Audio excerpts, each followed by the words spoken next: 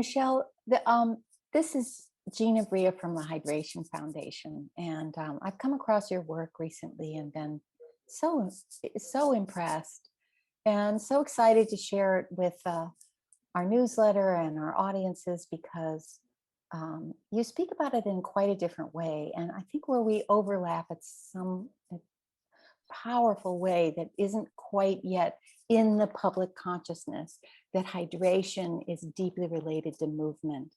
And so as an osteopath, I would love to hear what hydration means to you, how it's connected to this idea of movement. And then I thought maybe you could even show us a few of these really beautiful techniques that anyone can practice right in their chair, their home, their life.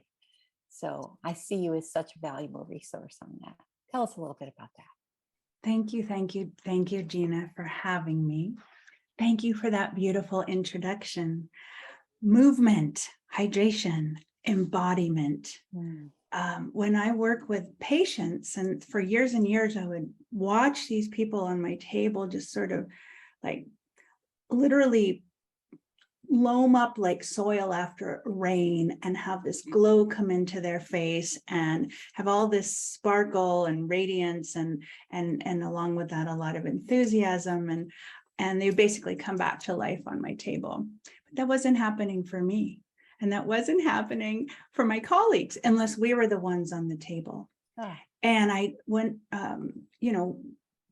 about this for years and years until I was kind of really hanging by a thread. And then I joined a tantric embodiment school. It was really a school about feeling and getting into the sensuality, sensing, and to some degree, the erotic nature of the body, because, there are centers, energetic centers and awarenesses that all contribute to this cycling of life force, bright, not bright.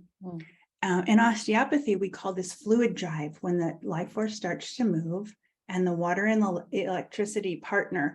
And I imagine all these sleepy water molecules just hanging out in the body, waiting to be kind of, liberated and expanded, kind of like static cling. When you pull laundry out of the dryer, it's very literal. And I thought, what's wrong with this picture? It's not sustainable, that the healer isn't receiving the same amount of life, vitality that the patient is. There should be an exchange there, right? There should be an exchange. When healing is not just a draining, not just being drained, but sometimes it's a healer's dilemma, right? Because when we arrive, we figure out how to just sort of allow the intelligences and the power in nature to do the work. And somehow, possibly because we're medical doctors, we think we have to fix things. And there's some conditioning that disallowed the receiving for me. So I actually had to go to this school. I was guided to, and I noticed all the women especially were wearing sleeveless clothes in the winter. Like they just had all this heat happening in their bodies, and they were so animated, and they're so just alive and flush in their skin. And this was like, whatever they're doing, I want to do it. So the irony is, what I learned was simply to take what I already knew, which is to guide my attention to track, notice, regard, revere life force and healing happening in another, and begin to include myself in the perceptual field. So along with that, it's kind of radical, actually. I've taught a few osteopaths how to do this, and it's completely transformed their life. It's the simplest thing, right? So I'm teaching all doctors and patients and my students to do this now. It's a revolution. And then there are pieces. There are pieces where the way we sit, the way we breathe, the way we walk, the way we work with our tongues while we're moving through space every minute of the day, even when we're not treating patients, helps this maintaining of this spring-like life force, lung-like expanding and contracting movement, like it's movement behavior in every moment. There's some spring-like a pump moving the energy around the body. And so it's not just during a healing or yoga class or exercise or sex. Sex will do the same thing. It will bring all of this vital energy rushing through the body, but there's some way to be connected to that sensual experience of being in a body at all times. And I realize that when I'm teaching how to sit in flow, it's a very sensual practice. So I created a little, I'm writing a book about all of these things, and I created a summary. And I know that you've seen it and love it, and I'll explain the parts, right? The pieces are, what is it about this bringing of the attention in? It's not a staring, it's a broad, diffuse gaze that creates all this space for electricity to come into the body and the space around the body. And then there's an attuning to pleasure, which really activates unique biochemical pathways in the body that move more electricity, open the blood vessels, really improve circulation on every level, the lymph, the blood, and the life force. Ooh, just feeling that right now. Tuning into my lower body. And then we talk about hydration, of course, as a function of attention, bringing electricity in, movement, stimulating the flow of electricity, as well as bringing in conscious sources of water that can partner with that electricity. So that's a summary. It's beautiful. I don't know if you can demonstrate anything for us, maybe. I absolutely can. Right. Let's do a simple attention exercise of bringing our awareness to the quality of the soles of our feet as we contact whatever we're touching. Could be the touching a floor, you have a texture, you can begin to bring your attention down. And notice if, as your attention comes down, you begin to feel more response from your cells. I can begin to feel in this moment, for instance, a little bit of tingling I'm aware of, a little bit more on the right in my lower leg. And the specificity and the patience of simply coming in and being patient and waiting and broadening the gaze to begin to really attune our attention to nuance and sensation will build very, very quickly. And it will begin to bring the energy down from the head space where most of us live to begin to circulate, anchor into the ground, and then return a current up through the body. And once you start to actually activate the awareness of that circuit, at one point it'll just stick, and you'll just, that'll be your resting state, right? But we mostly have to do a little bit of, intentional, what we call roughing it in, efforting to connect the awareness to those lower body sensations. The second is sitting, however you're sitting. Most chairs have us sitting in whole with the hips lower than the knees. But if you can manage to get the hips a little higher than the knees and drop your knees a little bit lower than your chair, I'll show you how I'm sitting right now. It's actually a rolly chair. It's backwards, one of many ways that I sit. And my knees are dropped in front. And therefore my weight can be on my thighs more than on my sit bones or the tailbone. You want to free up that central axis, which is the core, which is both structural and energetic. And then the minute the attention comes into the feet and the midline is de-weighted, the body will spontaneously begin to unwind itself, right? It's always moving toward freedom. And we simply confine it so that it can't move in that direction. So this is now I switched directions and I didn't try to. My little serpent was attempting to unravel itself counterclockwise, and then it went clockwise, and then there might be, more of a morphing, subtle morphing, imperceptible subtle motion, especially if you're around people.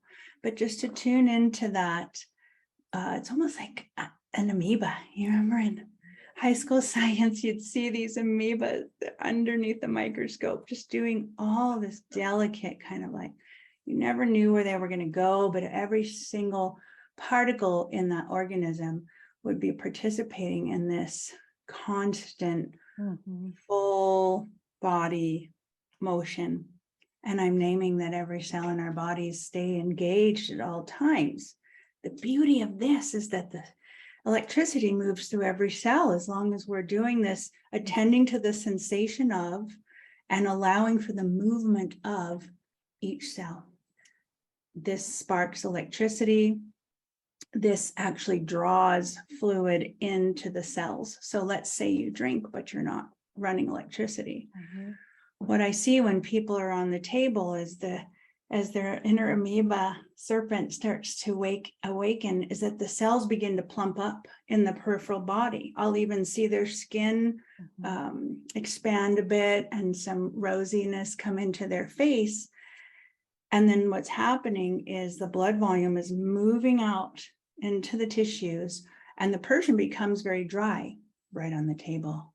Why? Because when we're not moving energy, our blood volume is kind of confined to this tiny little space. Then we start to move energy. And even if we have good blood volume, we become relatively dehydrated almost instantly once that volume starts to permeate to the peripheral body. And so I watch people's lips become dry right before my eyes.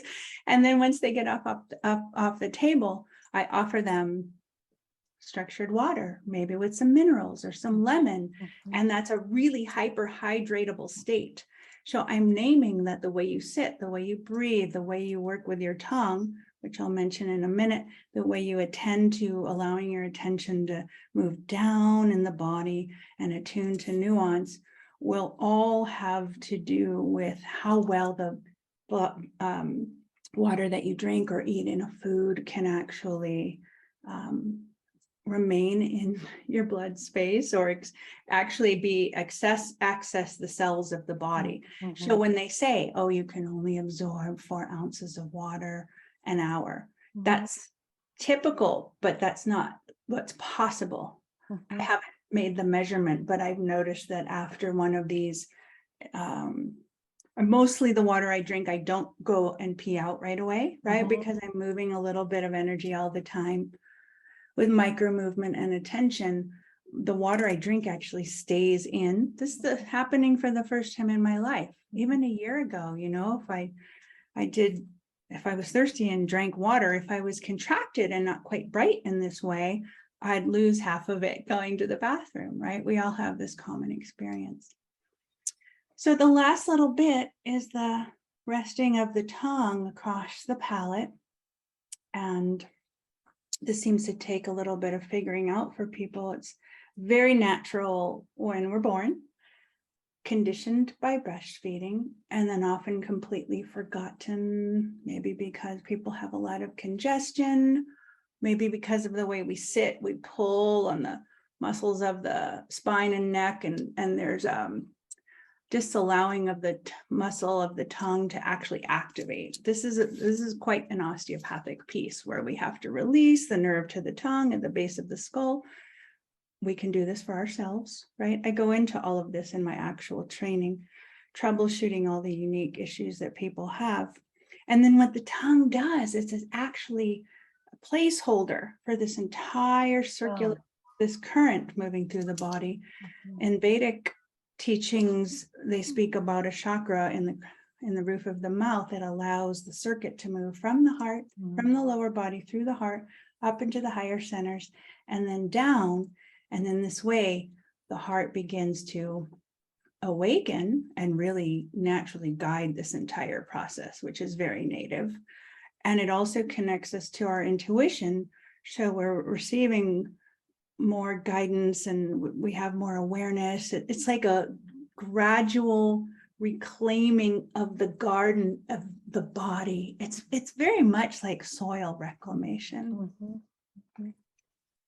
And when you say the tongue and palate relationship, are you talking about resting your tongue on the roof of your mouth? I mean, or letting it drift up to the roof of your mouth? It's very unique for each person. Sometimes we have to actually work it. We have to release some of the tissues here. Myofascially is in a little bit of a massage to take out the fascial restrictions, and it feels really, really good. And sometimes we have little bits of retained tissue that'll disallow the tongue to go to the roof of the mouth. So we test whether or not people can actually get there, especially the back of their tongue up to the roof of their mouth. And then once that connection kind of like it sparks again, then it just happens and you don't have to think about it. So a lot of what I guide people through is all the little hurdles to get back to that native instinct that we don't even have to think about, because all the stuff that works, all the stuff that moves energy through the body are ways of being that we could just be doing every minute of the day without thinking about it at all, that feel amazing, that keep us lubricated, keep us fit. I don't do a lot of exercise, but I'm doing micro movement in every moment. So I never feel weak. I never feel unable to, if I want to go, do some weekend warrior sports or a big yoga class, I'm actually able to do it even if I haven't been in months, right? And then I also just kind of stay really fluid and juicy. And at 58 now, I have zero body pain, almost no matter what I do, because the predominant thing I do is this constant micro motion presencing practice. Beautiful. Best kept secret in the world. So simple. Yeah, it's why I wanted to share your unique take on this, and why I'm so happy to invite people to your book. You have a ebook, right? Yeah, I'll give you the link. It basically walks through those 5 main things that I talked about, and then explains why and how the service that I offer, that is my passion and my purpose, is to get together in groups, have a blast, and practice all these things so that the power of the group really potentizes and magnifies the entire experience, so that we, like the switch flips, we kind of get it a lot more quickly. It's like a jam session among musicians, which, you just get in a room and things are lively, and we communicate past the need for the rational understanding completely, and just receive the broadcast of each other, and the way we do naturally want to spiral and sit and move. So I love all the ways that you identify this for us, and I'm happy to share what you are doing. Thank you for being such a valuable colleague in all of this hydration. You are so welcome. Thank you for seeing me. Thank you for receiving the work and the beauty of the wisdom of it. We're so aligned in our view and our passion and our intentions for a future evolution, understanding of the relevance of what does hydration really mean. I don't quite think the world gets it yet, but between me and you, I think we're going to help them figure it out. Amen, sister. Let's pass it on. Thank you so much for having me. You're welcome.